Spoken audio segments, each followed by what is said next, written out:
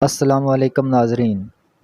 قومی cricket team کے سابق کپتان شاہد افریدی نے کہا کہ پاکستان کرکٹ بورڈ کے سربراہ کی کرسی پر کسی مضبوط اعصاب کے حامل شخص کا ہونا ضروری ہے۔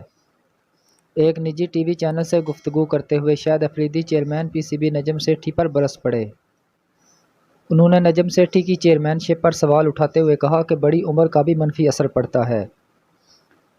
اس کرسی پر اسے ہونا چاہیے جس کے اعصاب مضبوط ہوں۔ نجم سیٹھی پر تنقید کرتے ہوئے سابق کرکٹر کا کہنا تھا کہ انہیں سمجھنا چاہیے کہ پی سی بی کا سربراہ ہونا ایک بہت بڑی ذمہ داری ہے۔ نجم سیٹھی کو ایشیا کپ سے متعلق اپنا موقف مسلسل تبدیل نہیں کرنا چاہیے، کبھی وہ کچھ کہتے ہیں تو کبھی کچھ۔ سابق آل راؤنڈر نے کہا کہ کبھی نجم سیٹھی کہتے ہیں کہ ایشیا کپ کو یہاں ہونا چاہیے، اب کہہ رہے ہیں کہ ایشیا کپ کو انگلینڈ میں ہونا چاہیے۔ شاہد افریدی نے مزید کہا کہ نجم سیٹھی کو چاہیے کہ اپنے پلیئر سے کہیں کہ ورلڈ کپ جیت کر لائیں۔